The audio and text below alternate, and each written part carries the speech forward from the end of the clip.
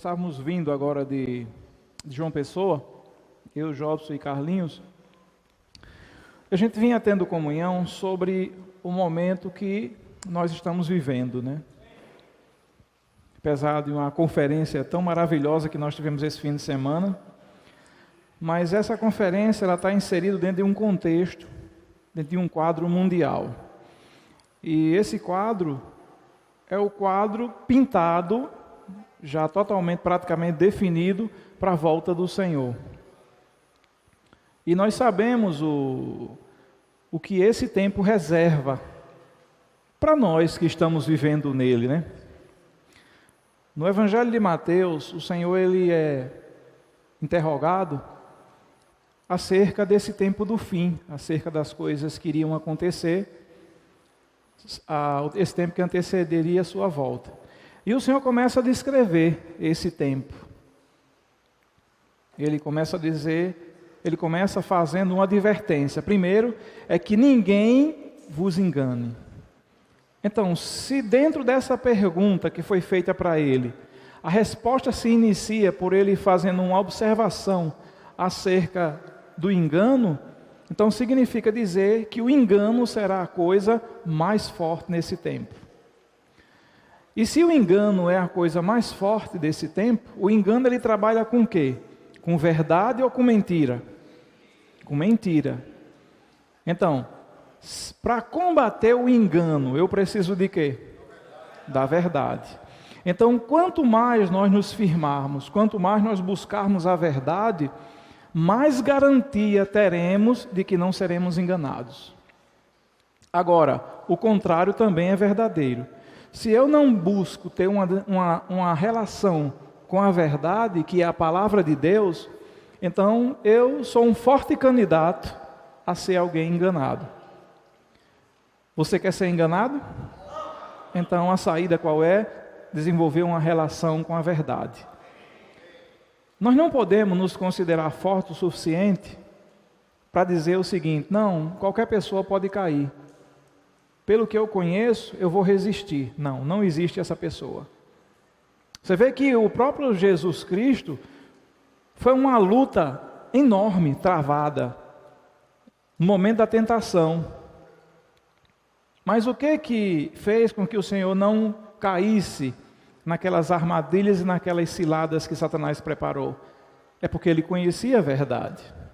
Embora ele mesmo fosse a verdade, mas ele se apresentou naquela relação, naquela conversa ali, como um homem. E como homem, ele resistiu, porque ele sabia da verdade.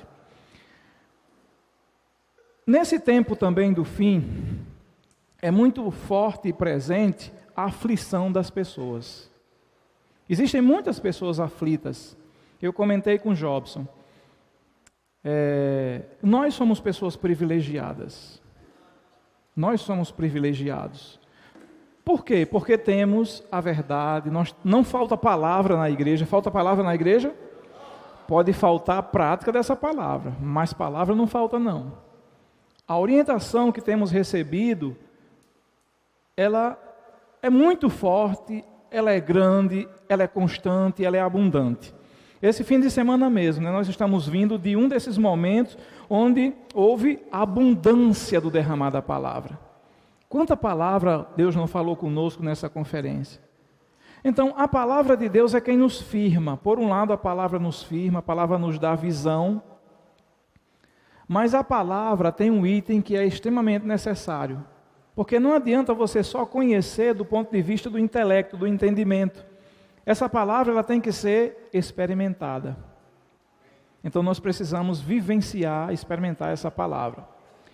Então o Senhor, nesse mesmo contexto aí que nós acabamos de falar, ele saía, ele visitava as cidades, ele contatava as pessoas, e foi num desses momentos que ele foi questionado acerca do tempo do fim. Mas em outros momentos, ele sentia a aflição das pessoas, ele sabia o que as pessoas sofriam. Por que eles sabiam? Por que ele sabia? Porque ele amava? Porque ele andava no meio das pessoas. O que eu estou querendo falar? Irmãos, Deus deu para vocês, deu para nós, uma comissão belíssima, que é cuidar de pessoas. Na nossa região, nós temos aí mais de 4.000 irmãos, faixa de 4.000, 4.500 por aí. Mas nesse universo de irmãos, são poucos aqueles que de fato dedicaram o seu tempo integral para fazer isso. Eu diria que vocês são privilegiados por terem esse tempo disponível para isso. Para cuidar, para alimentar e para contatar pessoas. Ninguém melhor do que vocês para saber da aflição das pessoas. Cada porta que é batida, cada pessoa que é contatada, vocês conhecem as pessoas. Porque elas estão falando com vocês, elas falam dos problemas de vocês, elas dizem das dificuldades que elas têm, elas falam das aflições. Vamos ler Mateus capítulo 9 aqui. A partir do versículo 35. Mateus 9, 35. Eu vou começar a ler aqui, tá?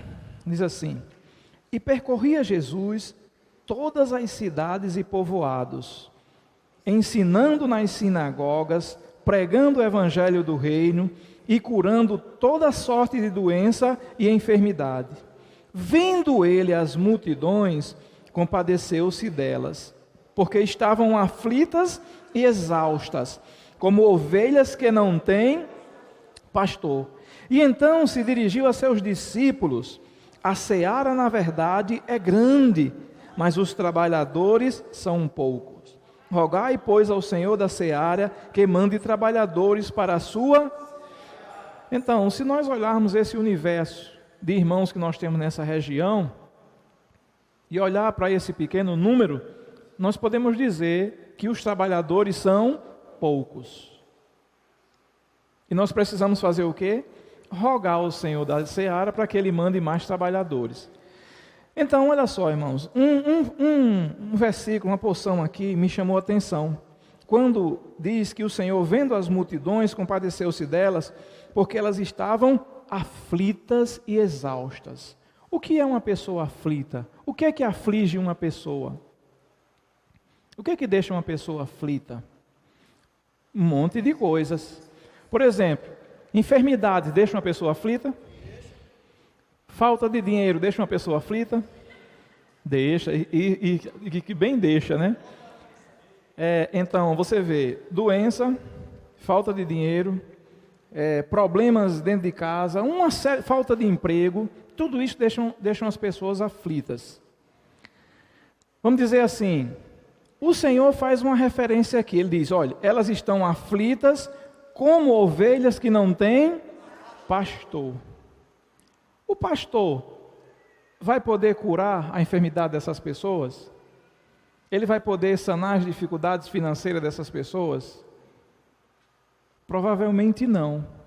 Mas então, qual é a importância e qual é a figura desse pastor junto a essas pessoas? É dar para elas um apoio. Esse pastor precisa estar junto delas, cuidando delas nesse momento de aflição que elas estão passando. Tem pessoas que elas não suportam sozinhas essa carga, mas como pastores nós podemos ser um amparo e um apoio para elas. E elas vão passar, e amanhã elas vão dizer, que bom que você me apoiou naquela época. Naquela época que você chegou na minha casa, que você bateu a porta, aquela sua vinda foi tão importante para mim, eu estava passando tanta aflição, mas as suas palavras me confortaram, as suas palavras me encorajaram, e as suas palavras me motivaram. Então, irmãos, eu digo assim, que esse trabalho, ele não é um trabalho qualquer, ele é de uma nobreza enorme, ele é de uma nobreza sem precedentes. Por quê? Para isso nós fomos chamados, para isso foi que Deus nos comissionou. Há sobre nós uma comissão, como pastor, cuidar de pessoas, anunciar o evangelho do reino, como está aqui. Então, quando ele diz assim, que ele percorria todas as cidades e povoados, ensinando nas sinagogas, pregando o evangelho do reino, curando, então esse Jesus era um apoio para essas pessoas. nós fomos chamados para isso. O alimento diário dessa semana fala do apóstolo, não é isso? O chamamento de um apóstolo. O que é um apóstolo? Um enviado. Enviado para quê?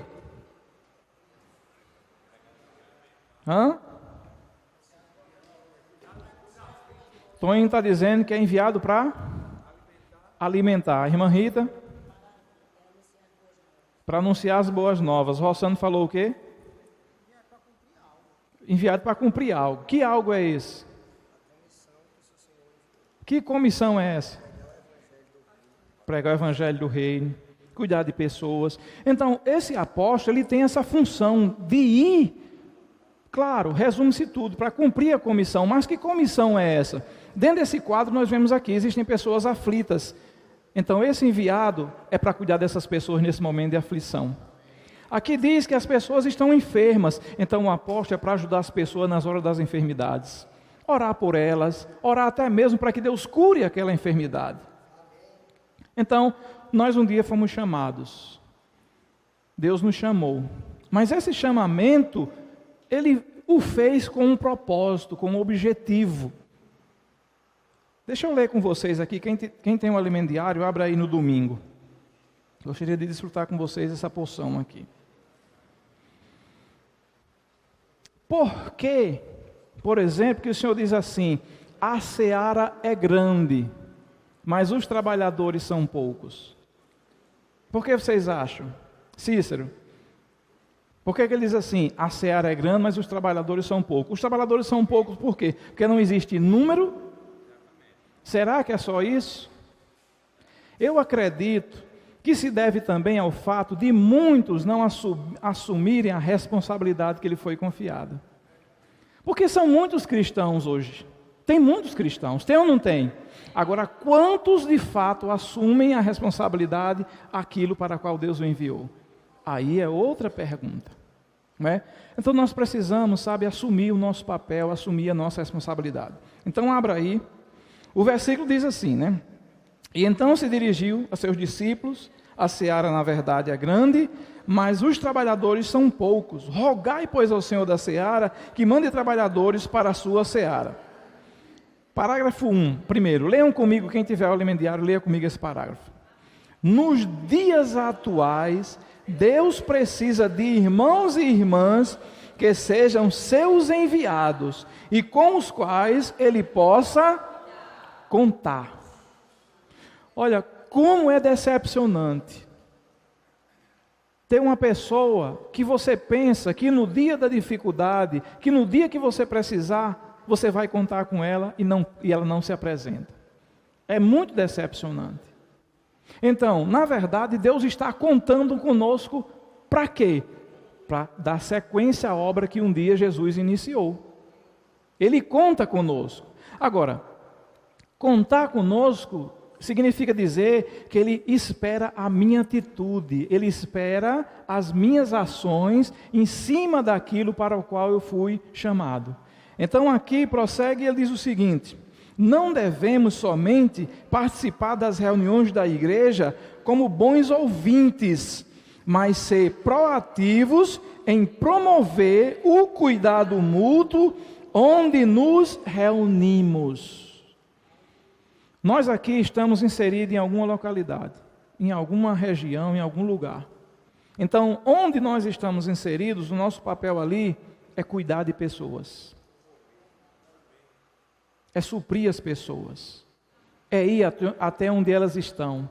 É levar as boas novas. É levar a palavra de conforto. É levar uma palavra por meio dos livros que nós temos. Então essa é a nossa comissão, esse é o nosso papel. Vamos continuar aqui. Paulo não se contentava apenas em fazer grandes pregações. Antes, aprendeu a cuidar dos irmãos novos, tais como Onésimo, tanto no aspecto humano como no espiritual. Duas esferas aqui, duas áreas da vida. A esfera humana e a esfera espiritual. Você chega na casa de uma pessoa e ela está com alguma necessidade na esfera humana e você tem condições de fazer algo, faça. Porque isso também é uma pregação do Evangelho. Isso é pregação do Evangelho. Essa semana no Alimento Diário eu fiquei muito tocado, porque no dia que fala daquele episódio do naufrágio de Paulo, né? E teve aquele momento lá em que a víbora mordeu na sua mão e não aconteceu nada com ele. E o comentário que há naquele dia é que, embora não víssemos Paulo pregar o Evangelho ali, mas Deus era glorificado, Deus era manifestado por meio dele. Por quê? Porque ele vivia esse Evangelho. Então, quando eu me refiro nesse lado humano, se há necessidades humanas e você atende aquela pessoa na necessidade humana, isso também é pregação do Evangelho. Segunda-feira, estava tendo uma comunhão com uns casais lá no Alto Rodrigues. E a gente estava falando nesse aspecto, que a palavra foi totalmente de ajuda no aspecto humano. Eu até disse assim, eu não sei qual era a expectativa de vocês, se vocês estavam na expectativa de que eu compartilhasse algo da conferência de jovens, alguma coisa desse tipo, mas o sentimento não era esse. O sentimento é que nós, de fato, resolvamos de maneira prática as dificuldades que há entre nós. E eu lembrei, o Otmani, ele dizia assim, que quanto mais espiritual uma pessoa for, mais humano ele é também. Porque essa espiritualidade precisa se refletir na humanidade. Desconfie de uma pessoa que se diz ser espiritual e não manifesta na sua humanidade essas virtudes. Não tem como você dizer que essa pessoa é humana. Então, nesse contato, tem uma necessidade humana, ajude-a.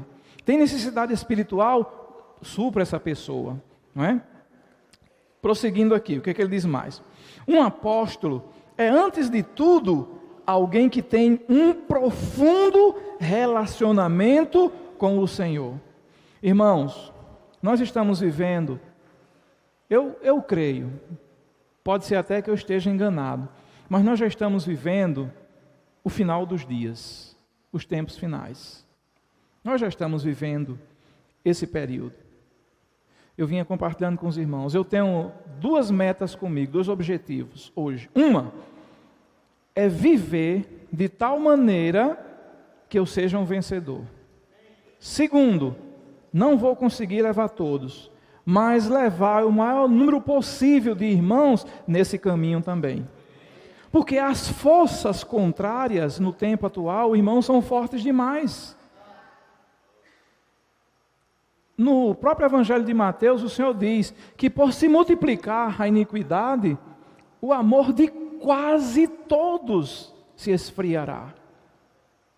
E esses todos, nós estamos incluídos nesse universo de pessoas. Então você quer ter seu amor esfriado? Não, eu não quero. Você quer? Então nós precisamos nos apegar à palavra, porque só ela vai nos manter aquecido. E viver em função disso. Por exemplo, lá em Apocalipse, nós vimos na conferência, Apocalipse 12, que diz assim, eles, pois, o venceram. Venceram quem? No início desse capítulo, fala da luta com o dragão, não é? E com os seus anjos lá. Aí ele diz assim, eles, pois, os venceram por causa do sangue, que mais? Da palavra do testemunho, e mesmo em face da morte, não amaram a própria vida. Como nós vimos, o sangue a gente aplica muito. Não temos problema, acredito que não temos sérios problemas com pecados nesse sentido, porque a gente peca, tem consciência, aplica o sangue e Jesus perdoa, o Senhor perdoa.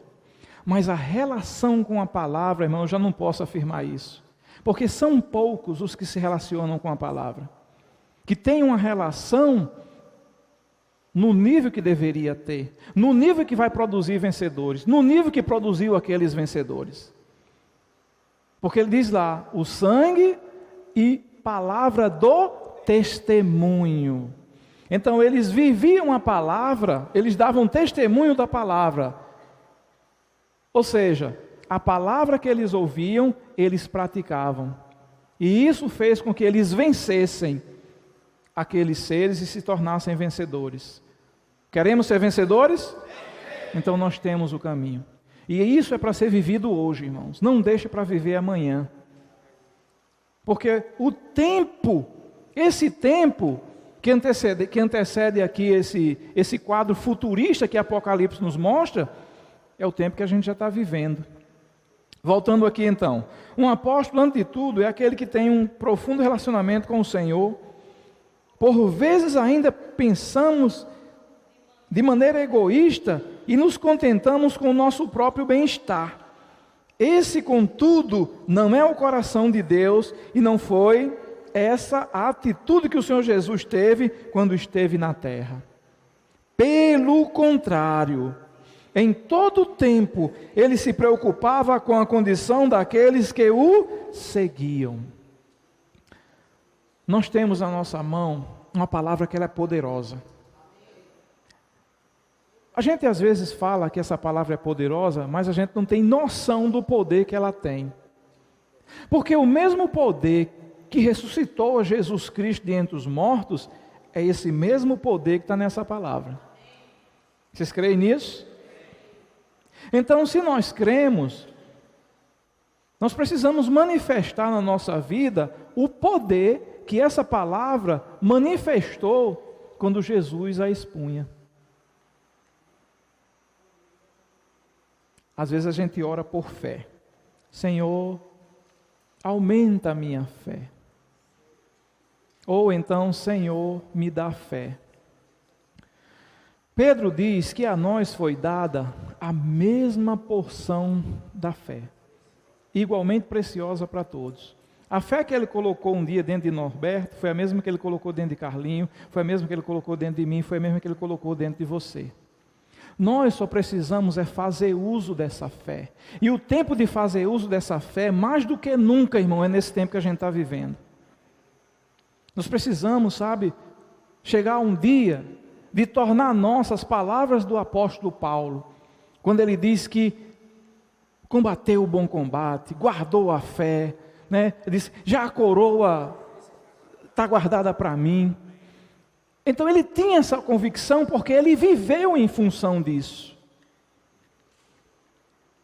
Ele cuidava da sua salvação, mas ele também cuidava da salvação das pessoas, propagando o evangelho do reino. Porque como apóstolo, ele foi enviado para isso, para esse fim. Nós fomos enviados com esse propósito. Onde nós estamos, Deus quer nos usar para alcançar pessoas. Continuando aqui. Em vez de fazer isso sozinho, ele sempre procurava multiplicar o seu trabalho, enviando os discípulos às diferentes cidades. Major Filipe, Major Sales, Mossoró, Recife e por aí vai. Diferentes cidades. Nós fomos enviados para diferentes cidades. Para fazer o quê? Para levar as boas novas e para cuidar de pessoas. Se ainda pensamos apenas em nós mesmos, precisamos nos voltar ao Senhor e intensificar a comunhão com Ele. Ontem à noite, estava juntamente com o Jobs preparando material para a reunião desse fim de semana. E nós estávamos vendo sobre Joquebede. Quem foi Joquebede? A mãe de Moisés. Vocês sabiam que o nome da mãe de Moisés era Joquebede? Se não sabemos, é porque não lemos a Bíblia. E nós precisamos ler a Bíblia. Então, Joquebede, ela tinha uma visão. E essa visão era com relação ao seu filho. Nós sabemos que o povo estava escravo e preso no Egito. E esse povo clamou por um libertador. E Deus deu esse libertador e era Moisés. E ela tinha a visão de que aquele filho ali, ele fazia parte desse plano e desse projeto de Deus. Então ela cuidou dele por 3 meses. E numa época em que havia um decreto para matar todas as crianças, o que ela fez? Olha só. Ela teve visão. Qual era a visão? Era da importância daquela criança para o plano de Deus. Mas além da visão, ela teve o quê? ela teve uma iniciativa de fazer algo para que aquela criança fosse preservada. E aí então, ela nessa iniciativa, ela desenvolveu uma habilidade, não é assim que a gente estava vendo? Que aí, o que ela fez? Ela preparou aquela cesta, né? Calafetou aquela cesta de maneira que não entrasse água nela, colocou a criança nela e jogou ali naquele rio. E ainda botou a irmã de Moisés para acompanhar aquele fato. Olha só, uma pessoa com visão, alinhada com o propósito de Deus, como era uma pessoa responsável. Porque ela não jogou ali de qualquer maneira. Mas aí ela botou Miriam e foi conduzindo, e nós sabemos da história. A filha de Faraó pegou aquele cesto, viu que se tratava de uma criança hebreia, precisava ser amamentada, aí Miriam entra em ação. Ó, eu conheço uma mulher aí que pode amamentar. Quem era essa mulher? A mãe de Moisés. E então Moisés foi educado, foi conduzido e criado ali pela sua própria mãe. Mas tudo isso motivado e levado por uma visão da importância que aquela criança tinha para o cumprimento do projeto, do plano de Deus. Irmãos, e o fato é que ela confiou, deixou aquela criança no rio, Deus depois devolveu para ela aquela criança. Então, se nós confiarmos em Deus, e aquilo que está em nossas mãos, nós entregarmos nas mãos de Deus, certamente Ele vai cuidar. Então Deus nos chamou e nos deu essa comissão, nos deu uma visão. Nós em momento nenhum podemos nos desviar do caminho dessa visão. Nós somos semeadores da palavra de Deus. Aconteça o que acontecer, assim como aconteceu com o apóstolo Paulo, naufrágios e tantas coisas, mas Paulo permaneceu firme, a minha comissão é essa e eu vou até o fim. E assim ele fez, completei minha carreira, foi isso que ele disse. Irmãos, qual é a nossa expectativa? É de um dia também falar isso? Eu creio que sim, vai chegar um dia em que nós vamos dizer, guardei a fé, completei a carreira. E assim como a coroa estava reservada para o apóstolo Paulo, eu creio que também agora está guardada para mim. Agora, por quê? Porque ele seguiu fielmente a comissão e a visão que Deus deu para ele. Nós temos pessoas em nossas mãos. Existem pessoas confiadas a nós. Algumas que nós já conhecemos, mas existem outras que nós não as conhecemos ainda. Elas estão aí nas casas, estão nas cidades, estão nas ruas, mas elas estão lá. E nós precisamos ir até onde elas estão. Continuando aqui, ele diz, somente dessa forma ganharemos o sentimento de amor e compaixão pelos demais irmãos, de forma a pregá-los para que também sejam úteis na igreja. Prepará-los, melhor dizendo. Que o Senhor nos livre de sermos cristãos superficiais, que se contentam apenas com o trivial da vida cristã. Nós não podemos nos conformar só com essa reunião. Não podemos cair nessa condição. Embora existam muitos cristãos conformados apenas com as reuniões. Nós não podemos nos conformar. Isso aqui não é tudo que nós precisamos. A palavra, essa reunião, ela é um momento em que a gente é encorajado, é animado, é suprido. Mas ao sair daqui, nós precisamos viver essa palavra e cumprir a comissão. Além de conhecer a vontade de Deus, Paulo tinha... Não é aqui não, desculpa. Fomos chamados para cooperar com o Senhor para o estabelecimento do seu reino na terra. Isso acontece por meio de quê? Da pregação do Evangelho e da manutenção do testemunho da igreja. Outra palavrinha-chave, igreja. Nós vimos nessa conferência que Deus nos deu vida. Ele nos deu vida. Mas será que dar a vida era suficiente? Não era. Essa vida, ela é para ser vivida onde? Na igreja. Por isso que Ele também nos deu a igreja.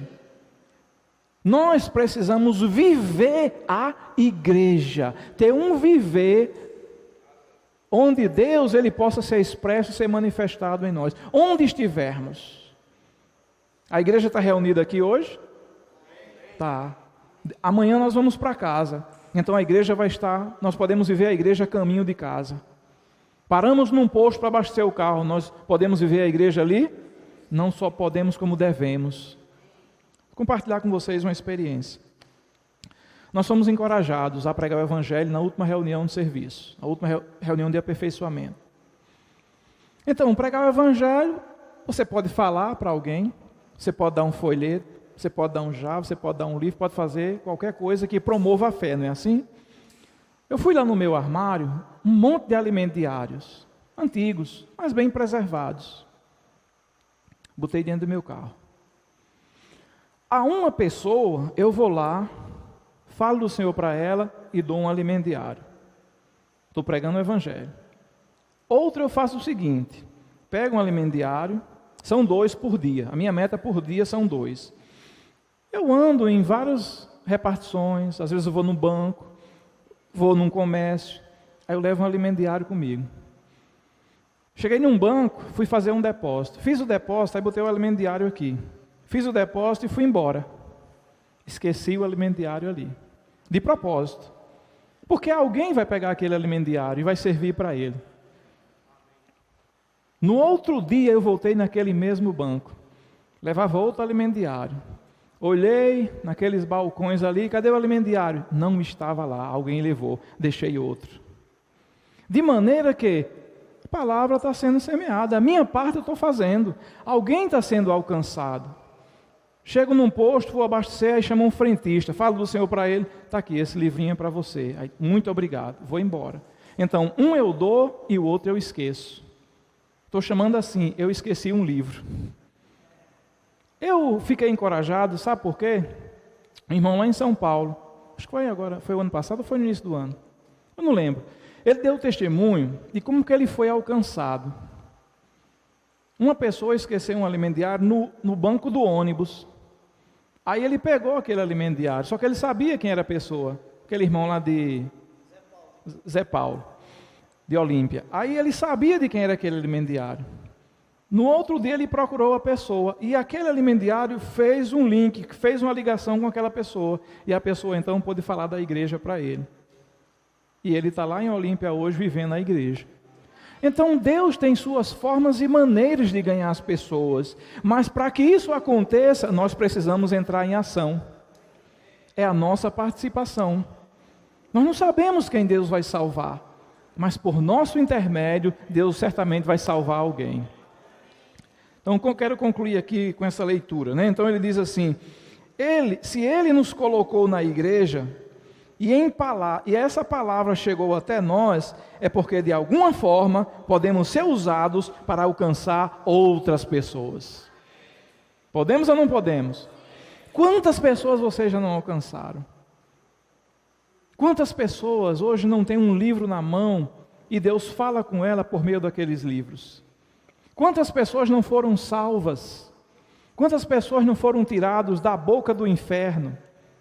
Quantas pessoas não estavam a prestes talvez de cometer uma tolice, um suicídio, coisa do tipo, mas o envio providencial de Deus, de um de nós até aquela pessoa, a salvou dessa grande tragédia. Então, irmão, ser um apóstolo não é coisa pequena. É uma coisa extremamente importante. Cada manhã, quando nós saímos, tem uma certeza de uma coisa: Deus vai nos usar para alcançar alguém. Deus vai nos usar para dar conforto a alguém. Deus vai nos usar para salvar alguém. Deus vai nos usar para dar uma palavra de ânimo para alguém. E quão bom é quando a gente encontra uma pessoa e ela diz assim: olha, foi tão maravilhoso você ter vindo naquele dia na minha casa, porque eu estava prestes a cometer isso, eu ia fazer isso, mas a sua palavra me salvou. Na verdade, não é a nossa palavra, é a palavra de Deus, né? Continuando, de nossa parte, precisamos assumir a responsabilidade e lutar para que todos os filhos de Deus estejam envolvidos no cumprimento dessa importante comissão. Que comissão é essa? Cuidar de pessoas, anunciar as boas novas. Louvado seja o Senhor. Então, nesse tempo do fim, é algo, irmãos, que vai nos salvar. É estar envolvidos e estar comprometidos com a comissão que Deus nos deu. Não pense que só as reuniões da igreja vai nos salvar, não. Acima de tudo, o que vai nos salvar é viver essa palavra. Conhecimento e entendimento, temos muito.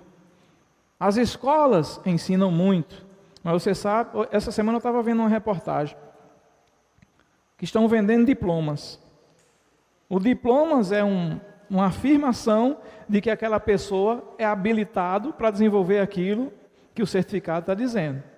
Mas quando se vende um certificado, você está atestando algo para uma pessoa que ela não é, que ela não tem experiência nenhuma. Lá em Apocalipse tem um fato interessante que diz assim: eles vendem vestiduras brancas, e aquelas vestiduras foram eles que as purificaram, foram eles que abordaram. Então, como é que nós bordamos essas vestiduras? É vivendo o Evangelho, é vivendo a palavra. Como é que nós preparamos essa vestidura? É vivendo a palavra de Deus. Irmãos, nós temos uma responsabilidade, é de bordar a nossa vestidura. Eu não posso bordar a vestidura de Suélio, nem ele pode bordar a minha. É responsabilidade minha preparar a minha, e eu quero preparar, porque eu vou me encontrar com o Senhor. Eu não sei vocês, mas eu tenho essa forte convicção de que um dia eu vou me encontrar com o meu Senhor. E eu quero estar adequado, eu quero estar preparado. Falta de tempo, ocupação, isso não é desculpa para que a gente não possa cumprir a nossa comissão. Certo? Todos nós temos tempo. Podemos não administrar bem esse tempo, mas tempo nós temos. Eu vinha dizendo para os irmãos, eu tenho essa experiência. Já houve uma época que eu tinha muito tempo, e houve uma época que eu quase não tinha tempo disponível. Mas em nenhuma das situações eu deixei de servir ao Senhor. Porque não é o tempo que determina, o que determina é esse negocinho chamado coração. Então, se nós temos um coração para servir ao Senhor, Ele vai cumprir o seu propósito por nosso intermédio. E eu creio, irmãos, concluindo, eu quero dizer uma coisa, eu creio, nós seremos vencedores. Eu creio que seremos vencedores. Por que eu creio que nós seremos vencedores? Porque nós temos tudo possível para isso. Nós temos o sangue do Senhor. Pecamos, erramos, nos arrependamos e aplicamos o sangue.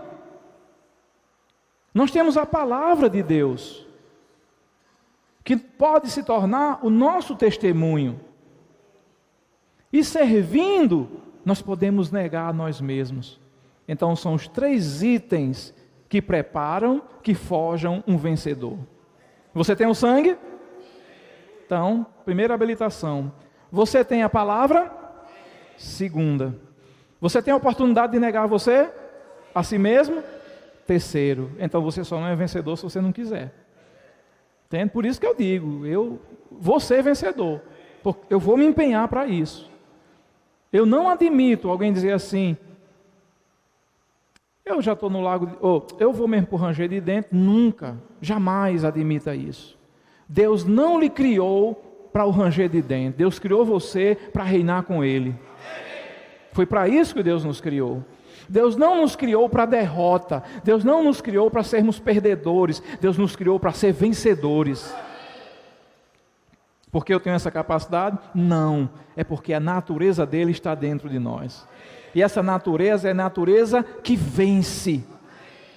Não existe nada que essa natureza não possa vencer. Os mais escabrosos dos pecados, essa natureza pode vencer.